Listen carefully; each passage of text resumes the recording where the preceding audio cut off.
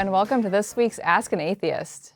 My name is Greta Martens, and I'm the litigation legal assistant here at the Freedom from Religion Foundation. Our topic today is the status of non-believers in India.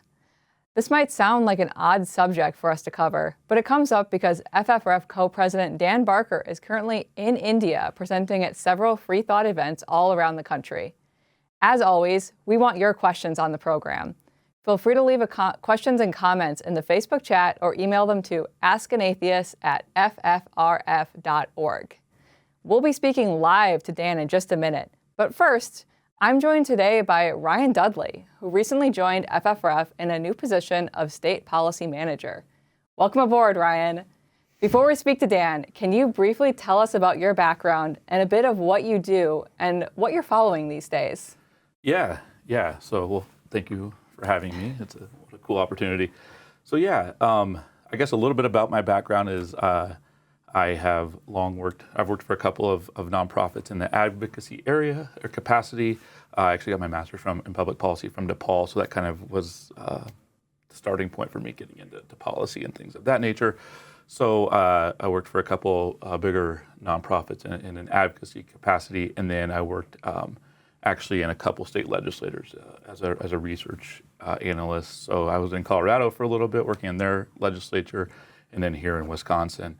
And then it actually kind of a funny little turn of events is I was at a conference and ran into our colleague Ryan Jane. Oh, wow. Yeah, and I was like, I've followed FFRF's work for a long time. I'm very passionate about this subject matter. So he said, come on by, I'll give you a tour of Free Thought Hall. So I took him up on it, and we kind of started talking about a possibility of me joining here. So super excited to be here. We just started off now with tracking a bunch of legislation across states. Well, that is very exciting. I'm glad you're here, glad you're in the position. Can you tell us a little bit more about what states you're tracking and kind of what you're doing with that? Yeah, so the way Ryan and I kind of divvied it up was last year he had to track legislation across all 50 states and a little bit of federal regulation, right? So that's obviously a heavy lift for anybody. So the way we divvied it up this year was I'm taking all the states west of the Mississippi. He's taking all the states to the east of the Mississippi, right? We're tracking all of these states. I guess I can just speak to what states I'm tracking most closely. It's the usual suspects in this arena that are attempting to violate the separation of state and church. Texas is certainly in there. On the list. Yes. Oklahoma's making a strong push to rise to the top there, but also Missouri and Montana are two states where we're tracking a lot of legislation that we oppose. I will say that. So those are the states we're watching. But there are also some really positive things happening out there in the western half of the country that I can speak to. Washington and California are really proposing some solid legislation that will counteract a lot of what has happened in the federal courts. I mean, a lot of the momentum that we're seeing right now to attack rights, LGBTQ rights, and just state church separation rights in general. Okay, so you track the good and the bad. Yes, absolutely. Yeah, it's not all doom and gloom. There's a lot of good stuff happening out there, and we are we're letting our people know, our members know, and everybody who needs to know that is happening. So. That is great.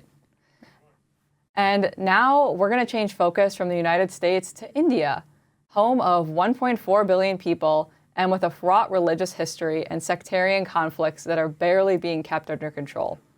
Joining us is FFRF Co-President Dan Barker, who has been touring India with FFRF Communications Director Amit Paul, who was born and raised in India. Good to see you.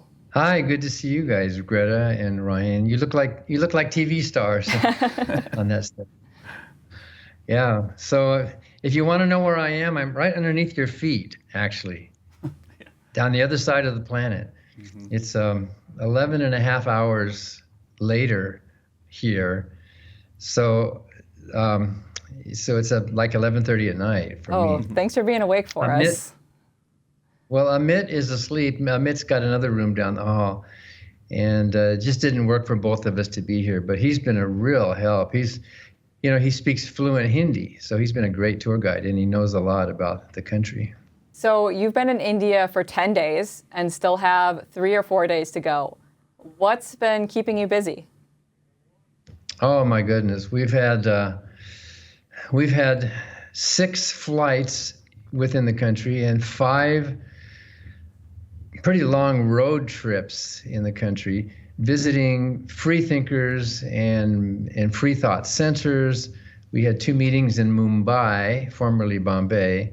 In fact, the very day that we arrived, the very morning that we arrived in my first visit here in India, we were at the Mumbai Press Club. And then we had another big cultural event later that evening. Just amazing, with some freedom fighters, in the 1940s, fighting for liberation for India. They're in their 90s. One of them is 100 years old, and one of them was 99, and we got to meet them and talk with them and their fight for freedom and liberty. And then, Bruce, do you have a map up that shows all the places Amit and I have been visiting? There we go. We started in Mumbai, then we went up to Dudley, that's in Maharashtra, then down to Aurangabad, then down to Chennai in Tamil Nadu, then up to Vijayawada, then up to Lucknow, over to, we were also in Aurangabad. And now we're at the very top there, up in Amritsar, which is right across from the border there, Pakistan border. And we've had, 7, 8, 9 meetings. We've got 3 more tomorrow in Delhi, including at the Gandhi Peace Center, and also at the Delhi Press Club. And I have to hand it to Avinash Patil. Those of you who were at our 2019 convention, you know that Avinash received FFRF's Avijit Roy Courage Award. Avijit Roy was murdered, of course, for his free thought views in Bangladesh. And Avinash there, who received the award, his predecessor at his organization, Dabolkar, he was also murdered because he was a free thinker and an atheist speaking out for human rights. And Avinash there is very brave to continue the work. And he knows everybody. He seems to know everybody in the country, everybody worth knowing. He's able to set up all these meetings and his contacts.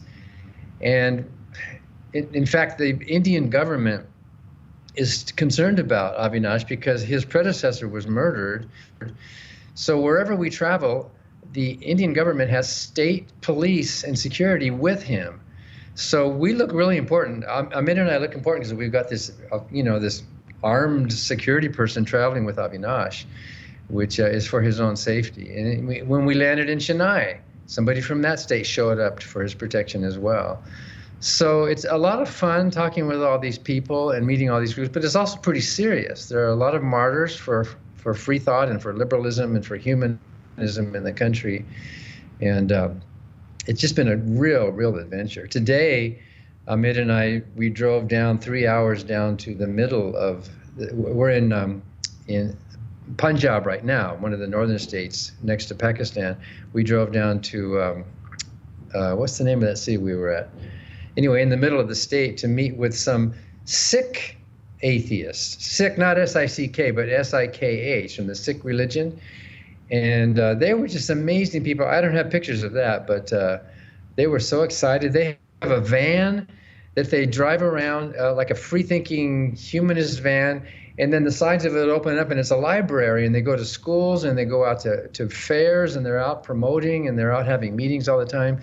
So free thought and rationalism is alive and well in India. Wow, it sounds like you have been all over lately. You did mention that you were at the Mumbai Press Club. I do believe we have a clip of you speaking there. Law when it comes to religion and government. Who enforces it? If you're driving on the interstate highway in the United States and you're violating the speed limit, well, there's the highway patrol. They can come and they can stop you. They give you a ticket. They enforce the law. But who enforces the law if somebody is violating the First Amendment and states are separate? Who does that? Well, it has to be us. It has to be groups like ours to do that, to remind people. So we send out many thousands of letters around the country and to all of the states, reminding this high school principal or this post office official or this governor or this, reminding them that what they are doing is illegal. They often don't know that. They think, oh, well, I am a high school teacher. I get to bring my religion into the classroom because I'm a high school teacher. They don't know that that's illegal. They don't understand that. There might be a city hall who says, well, I'm going to put up a Christian nativity scene right on the city hall because most of our community are Christians, so let's put this here to show our... They don't know that's illegal. They don't take a class, they don't take a test when they take public office to be informed about what is proper or not. Dan, it was great to see you, and I know you were a star of the show there, but it was pretty cool to see Amit make a little cameo there as well. But I want to ask, how are you received? How are you and Amit received at the press club? Well, very well, actually. It was really exciting. There was a huge crowd out there of what we would call rationalist dignitaries. The woman that was next to me in that clip is a well-known professor, a feminist professor, and the man sitting next to her is a retired former state Supreme Court judge. And he came to talk about the status of religion in the country of India. And of course, Amit was there as well.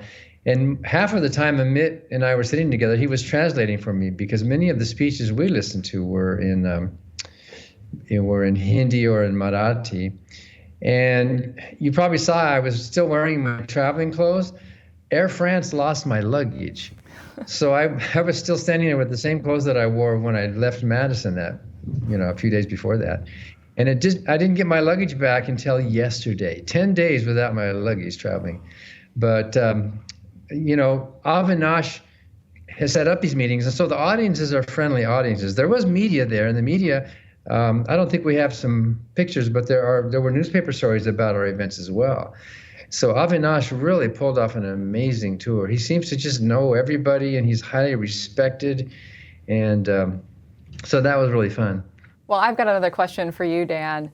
How does Hindu nationalism in India compare with Christian nationalism in the U.S.? So in 2014, it was when Modi, Narendra Modi, who's with the BJP, a very extreme conservative right-wing Hindu nationalist group, he was elected president of the country.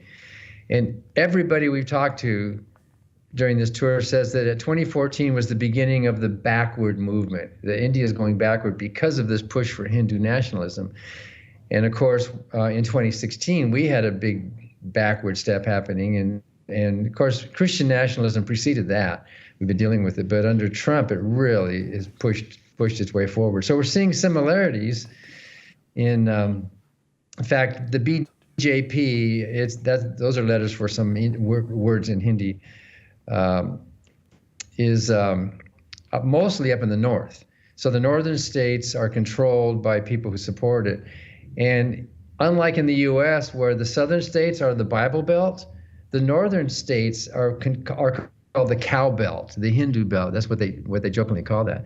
So as concerned as we are about Christian nationalism trying to take over our country in the United States, the people in India, the free thinkers, the liberals, the people who care about social justice are just as concerned or even more worried about Hindu nationalism, which is really kind of a phony kind of nationalism taking over in the country of India. And so people are fighting back. People, of course, you saw people are losing their lives because they are resisting the policies. So it sounds like an echo of what we're talking about in our country. They're just as worried. Dan, actually, a few years ago, I had the fortune of actually being able to travel to India, and one of the highlights there was being able to visit the Taj Mahal. Is it true that the Taj Mahal was removed from state tourism brochures because it's Muslim? Yeah, it was last year or the year before. Because of Hindu nationalism, there's an anti-Muslim, really anti-non-Hindu thing going on in the country. And we've talked on this show with Sushant Singh, the actor who lost his job because he protested the Modi government's move to limit immigration on religious grounds, kind of like what Trump tried to do as well. And so the Taj Mahal is a Muslim building, and it does not reflect Hindu pride. And, you know, India has always been a very diverse country. And in fact, historically, different religions have got along just fine in the country. But the state government removed the Taj Mahal from the tourism brochures because it was not promoting Hinduism. Well, there was a big outcry, and I'm pretty sure they put it back on again. So that tells you kind of the extremes that people are going to. And they're inventing all these myths about the Bhagavad Gita, and they're saying things like, you know, in the Bhagavad Gita, they predicted plastic surgery. And you ask them, why is that? Well, because Ganesh is the head of an elephant on a human body. so they're just coming up with all sorts of religious, you know, pride things. But anyway, yeah, that's what happened there. Interesting. That is very interesting. That kind of surprises me to hear about. It's not something I would have expected. I'm going to pivot a little bit because I'm curious, what does the Indian Constitution and Penal Code say about religion? Yeah, so the Constitution is actually a very strong secular document. In fact, it has stronger words than our Constitution in the United States. The Constitution has a phrase that I'm not quoting exactly, but it is the duty of every citizen to foster a scientific temper to promote rationality and humanism. Those words are in this Indian Constitution.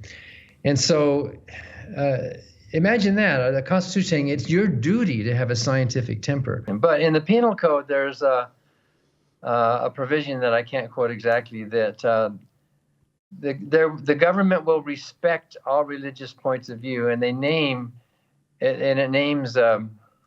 not just Hinduism, but Christianity, Judaism, Islam, and Jain religion, and others. But it does not include non-believers. And so at that press club, there was a big discussion about how do atheists and agnostics fit in? And right now, under that penal code, they don't. So in practice, you might remember an earlier Supreme Court in the United States, Chief Justice Rehnquist, they had a doctrine of non-preferentialism. Their interpretation of secularism was that not that the government should be neutral, but that the government should treat them all equally, that the government could promote religion as long as it's promoting everybody equally. So that's kind of the practice right now in India, at least under this current administration, that the government actually can give money to the temples in that. And nobody has yet challenged. I think there might be some challenges, but the Supreme Court has not yet taken up the challenge to that law or to the practices to that law. So that's a big difference right now going on. Should I try to hook up to the laptop again, Bruce? I think you're good here. I can hear you and we can see you clearly. Well, okay. So if you're comfortable, we're comfortable. Yeah, okay. Perfect. So you actually just offered some really interesting insight on how atheism or atheists are viewed from like a governmental standpoint. How are they viewed amongst their peers in the country? Atheists, that is. Well, it's interesting. It depends where you live. There's actually an atheist center in the city of Vijayawada in Andhra Pradesh. And this atheist center is very highly respected. I think maybe Bruce has some pictures of some of that. Yeah, there we are at the front of the atheist center there in Vijayawada. That's me, and then Gora is their founder, that person there. And they have a library that has a vast collection of books. And then they have some centers for promoting freethought and humanism. There's part of their library of religion and atheism. And that's one of Gora's sons there. And then during the celebration, we had a lot of culture, dancing, and the community accepts the Atheist Center as a valid part of that whole city. And one of the main reasons is that the Atheist Center is actively engaged in social work. They have like a halfway house for battered women. They have like a trade school.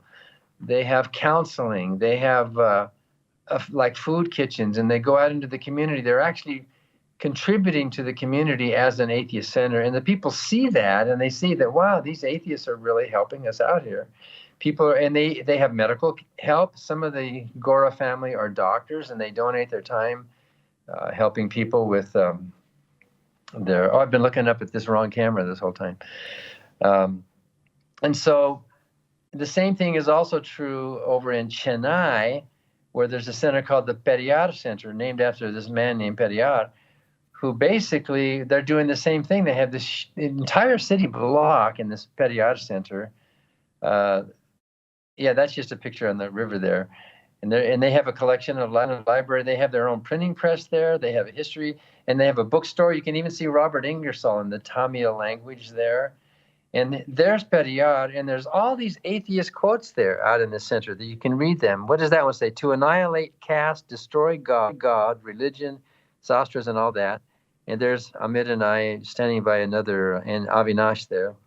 And here we are riding one of the autos, a little three-wheeled cars around the city. And then there's the Bay of Bengal. We got to walk over to the beach and see the other side of the state of country of India. So the Periyar Center is also doing something very similar, strongly atheistic, strongly anti-religion, anti-caste. They have a marriage. They do marriages there at the Periyar Center, and they specifically want to do casteless marriages and gay marriages and marriages for, they do them for free. They donate to people who may not fit into society as well. And they also have medical care at the Periyar Center. And so we gave a talk. We gave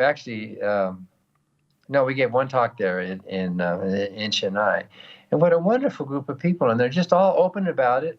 And I think the community is receiving them because they see that they're doing good things. They're not just getting together to talk philosophy and say, there's no God, there's no God. They're actually plugged into the community in humanity. And in fact, the leaders of both of those groups knew Gandhi very well. They have pictures of themselves with Gandhi. And Gandhi, of course, was a big influence in the country. And when we were in Mumbai, we actually visited the place where Gandhi lived when he was in Mumbai. You can see us there standing. They have this library. He lived and worked there for a long time, and there's a statue to Gandhi.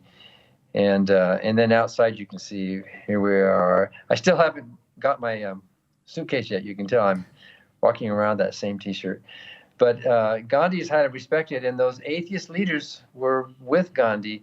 In fact, Gora and Gandhi were talking one day, and Gandhi said to the atheist Gora, I think God is truth. And Gora replied, truth is God. And they got along well. And so there was no friction, at least among the revolutionaries and the liberals in the country toward atheism, which is highly respected. So Dan, is it true that Gora and some other known atheists are actually on Indian postage stamps? Yeah. How did you know to ask that question? I'm very knowledgeable. So Periyar with the big beard, he was on, that's Gora. There's Gora and there's Periyar. They both were on postage stamps in India as known outspoken atheists. Can you imagine that happening in the United States right now? And I think part of it is because they were respected for their work they did, not just for continuing independence, but for helping the world. Very cool. Yeah, I like that component of active atheism, if you will. That's really cool. So Dan, FFRF awarded Avinash Patel, who's the president of MANS, the Avijit Roy Courage Award back in 2019. Is MANS an atheist group? Well, MANS, M-A-N-S, those are words in the Marathi language, which means the Maharashtra Anti-Superstition Society. And he, up in Maharashtra, they're all atheists, but he prefers in his state not to use the word atheism. He uses the word rationalist, because he thinks in Maharashtra, at least, unlike in those other two cities that we talked about, Rationalism would be a gentler, easier word where they don't have a strong tradition of atheism. And so they're pushing scientific temper and rationality and skepticism, and they're going after religion, but Avinash does not want to use the word atheist himself, even though, the Freedom from Religion Foundation is not called an atheist group either, and yet most of our members are atheists and agnostics. So we have to hand it to Avinash for this amazing work that he's doing. Well, Dan, you already talked about Gandhi a little bit, but I guess I'd like to circle back just because Gandhi is such an important part of India and honestly globally too. Can you talk a little bit more about visiting his residence in Mumbai and what that experience was like? Yeah.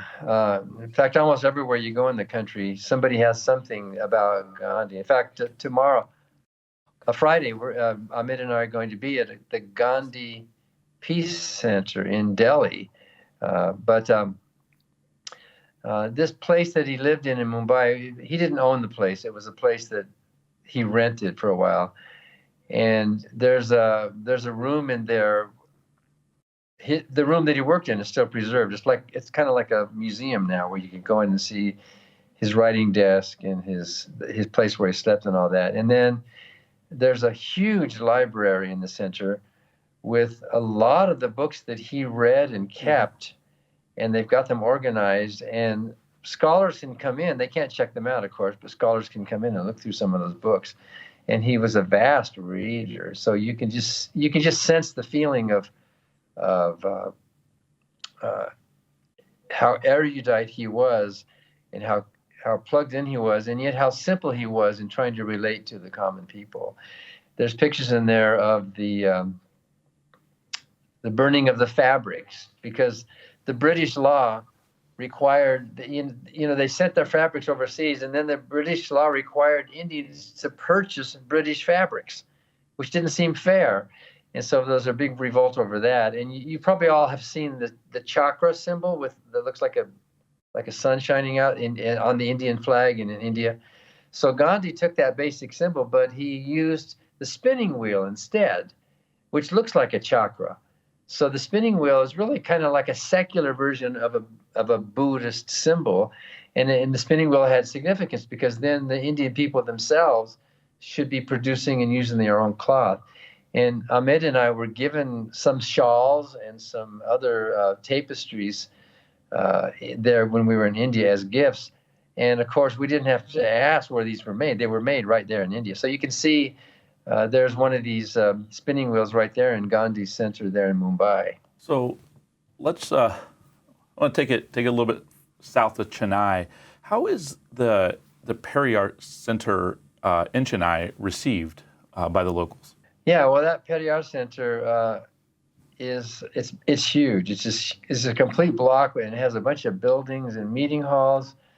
They also have their own printing press, and they have a daily newspaper printed right there. And Amit and I took a tour of their printing press. The machines are running, and the papers are cranked, and they print magazines, they print books. In fact, they gave us some of the books that they print there, and they distribute books. So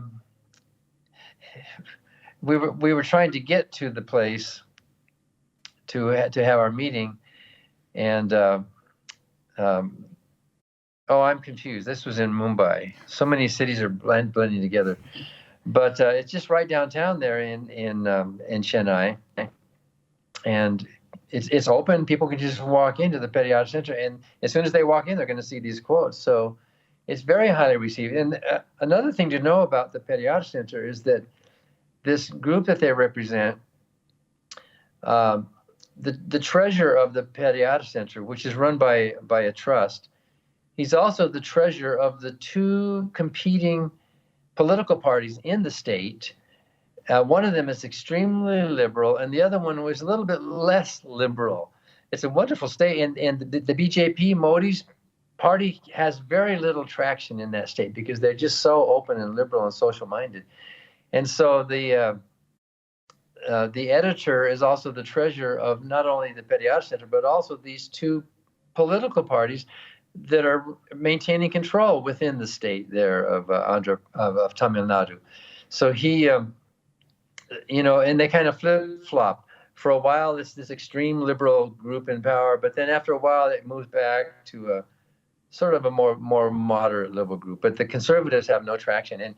And can you imagine in the United States, a group like FFRF or a freethought or a secular group or skeptical group having that much influence within the state government? It's not only well received among the people, but among politicians as well. That is interesting. So now that you've kind of settled into India a little bit, you've been there for a couple of days, what has surprised you the most about Indian culture? Well, I've been here for almost 2 weeks, so I am now a world expert on all things Indian, There's so much to know.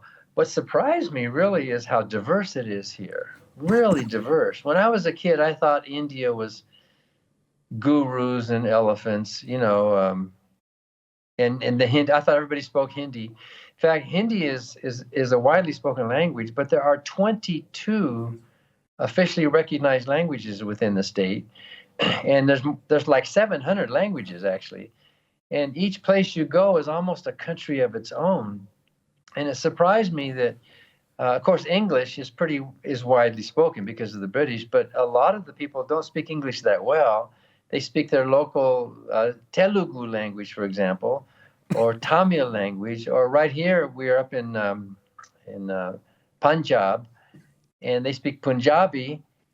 And so Amit speaks really perfect Hindi, but even he has trouble communicating with people because there's just so many different cultures, so many different foods. So sometimes we need like 3 interpreters to talk with people.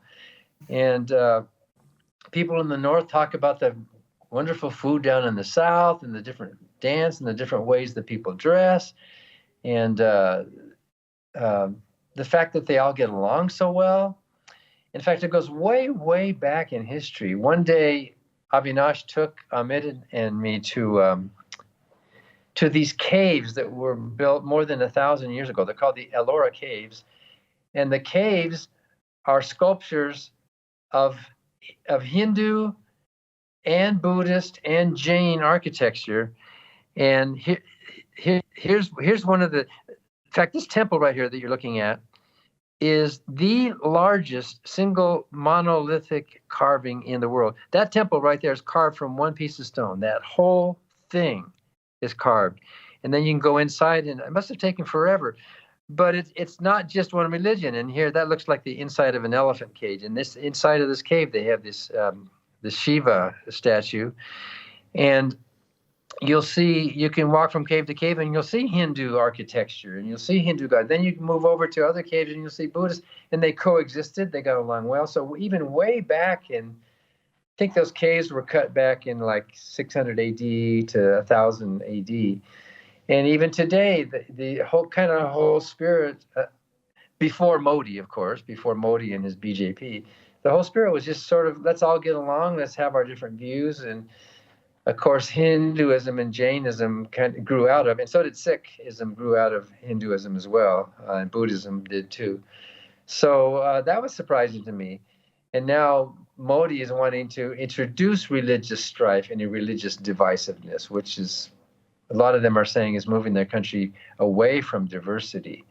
That's a shame. What a novel concept to coexist and to live next to one another in peace. But Dan, I do want to circle back to something I think you said at the beginning of the show, and you addressed the cow belt. What is the cow belt? And kind of in that question, are cows just free to roam in the cow belt or across the country? Yeah, cows are sacred animals. Not everybody is vegetarian here. Of course, there's Christians and there's others who do eat beef. But the cow belt is sort of roughly refers to the upper part of the country where Hinduism is very, very, very strong. And yes, cows are allowed to just roam, but they all find their way home again. So they're allowed to just walk anywhere. We were driving in Uttar Pradesh a couple of days ago, and very crowded, kind of narrow streets, not much of the cars and buses and motorcycles and these people pushing carts and all that. And there was this big black bull just calmly walking down the middle of the street. And everybody had to kind of wait for it. All the cars had to stop or to navigate around this thing. Don't bother the bull. There are cities like in Mumbai where, like in the big city areas where it's not so rural, cows are allowed, but they have to be on a leash. So there's a leash law for cows within some cities like Mumbai. But the respect for cows is really great. So in the cow belt, of course, with Hindu nationalism, it's kind of similar. It's kind of the flip of the Bible Belt that we have in our country, which is mainly in the South in the United States. Wow, that is sure interesting. Quite a difference from here.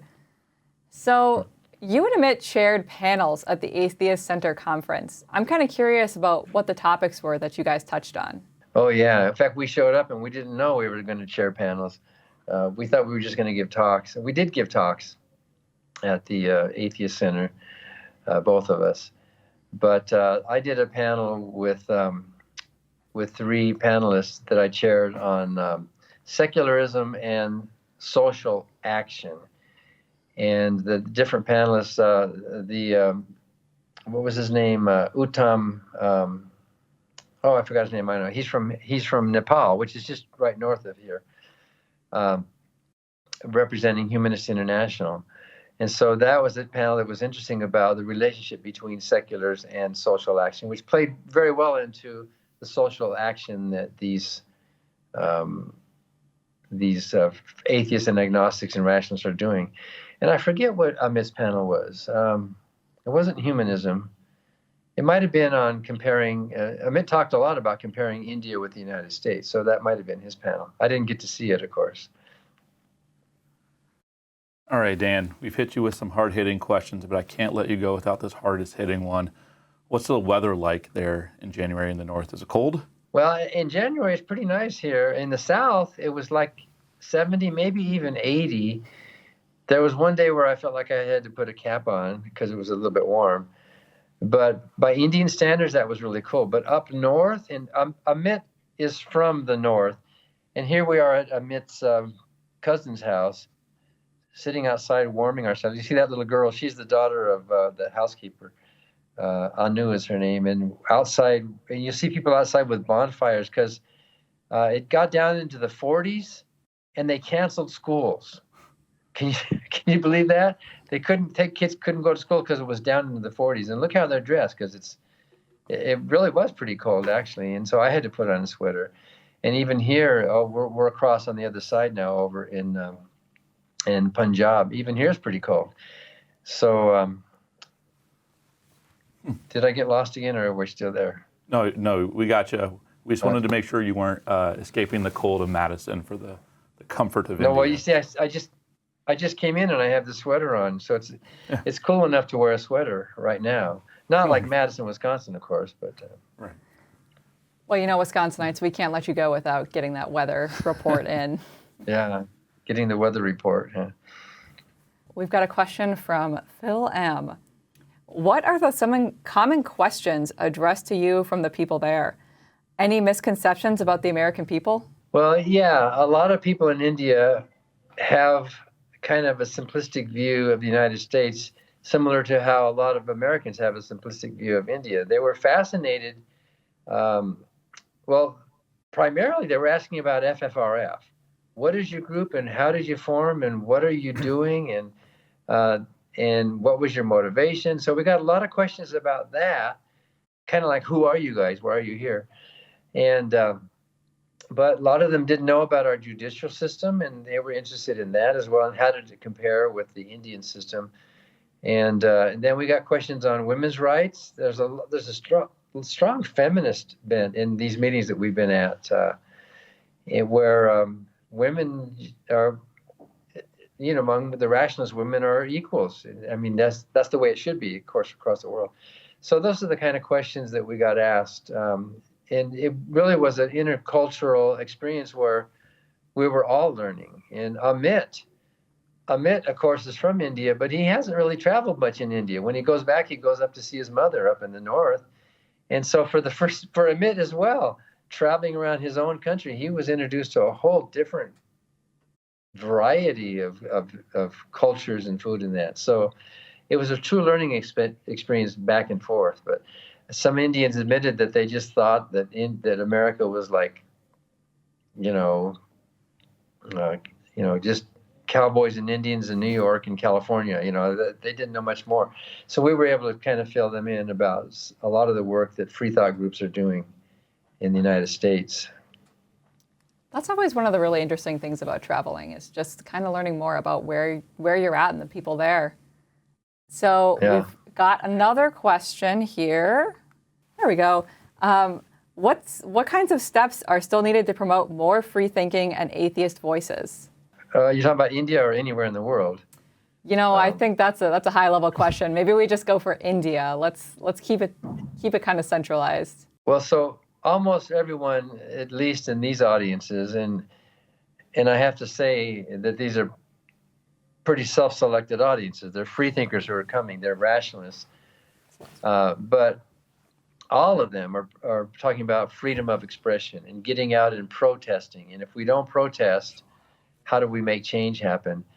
And of course, that's the same motto that Ann Gaylor had, the founder of the Freedom from Religion Foundation, that it pays to complain. And a lot of the legal work that we do at FFRF is complaining. In fact, when you file a lawsuit, it's called a complaint. So making our voices known, getting out there. Today, it was so exciting to see these Sikh rationalists, SIKH rationalists, and to see their van. I wish you had a picture of it. It's really cute. It drives around town, and it's obvious. It's got all these slogans and sayings and pictures. And when the van stops, the whole side panels open up, and there's this big library of books. And they're out in the streets, and they're visiting schools, and they're raising consciousness. And it seems like in India, at least, the rationalists really do believe that you can change society by just getting out there and pushing and complaining and protesting and changing minds at the level of the people. And we believe that too at the Freedom from Religion Foundation, but most of our work at FFRF is complaining to the government, trying to keep state and church separate. It's great to keep state and church separate, but how do you improve society unless you're involved in some kind of social action as well? So that's kind of the feeling I got. In India, there tends to be more of a feeling of bottom up. We can actually go out and change people's minds, and they have a history of doing that. And I think that's pretty exciting. All right, Dan, we have one more question that comes in from Linda K. So she asked, after the terrible news of the arrest of Sohail Arabi, I apologize if I'm messing up the name, is there anything that we can do to help atheists in the country of India who are at risk because of their beliefs and the protests, or can you only make an impact with a boots-on-the-ground approach? Yeah, well, that can be a question of international relations as well. Can we put pressure on another country?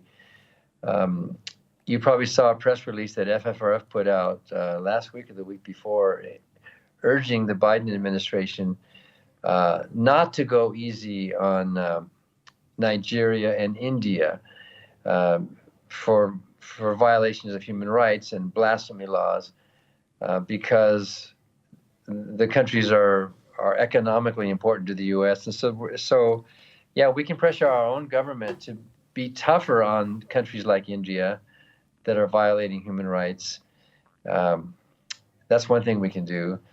But Amit and I were both surprised that story, even though it's hit the news, so far, none of these events has anyone talked about it. Maybe tomorrow in Delhi, we'll hear people talking about that some. But it's scary, and there's a lot of martyrs at the center today. Down in Bernala is the city in central Punjab. There's pictures up on the wall of basically atheist martyrs, people who have been killed, including Dabolkar, who was Avinash's predecessor, and others, going way back in history, whose bodies are dead, but whose ideas live on. So I guess continue to protest. And I'm pretty sure the press release we sent out a couple of weeks ago encouraged members of FFRF to contact the government to try to put more pressure on these countries that are violating human rights and not to look the other way because of other interests. Wow. Well, thank you so much for joining us, Dan. I'm looking forward to when you get back so we can hear some more stories from you because this has been really interesting. Can I say one more quick thing? Oh, of course. There was a picture on the wall at the Atheist Center that I just really loved. I think Bruce has a picture of it. About our ministers. Ministers should shed, by minister, that means government ministers.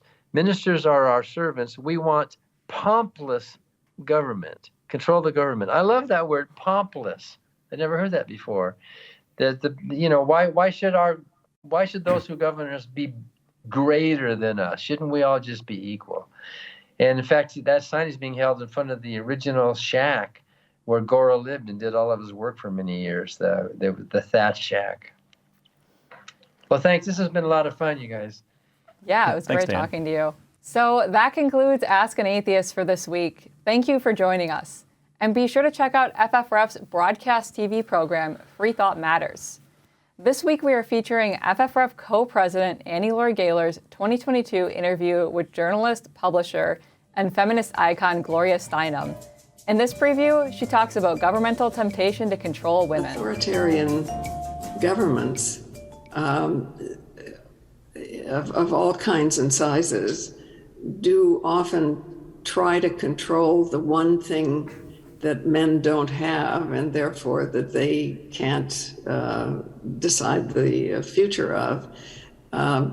They don't have wombs. We do, right? So the control of women's wombs is undercited, I would say, as the beginning of authoritarianism. You can watch Freethought Matters on TV stations around the U.S. on Sunday mornings or on FFRF's YouTube and Facebook channels. And check out Freethought Radio, FFRF's weekly radio show and podcast. Find out where to hear Freethought Radio. Visit ffrf.org/radio. And don't forget to check out the We Dissent podcast.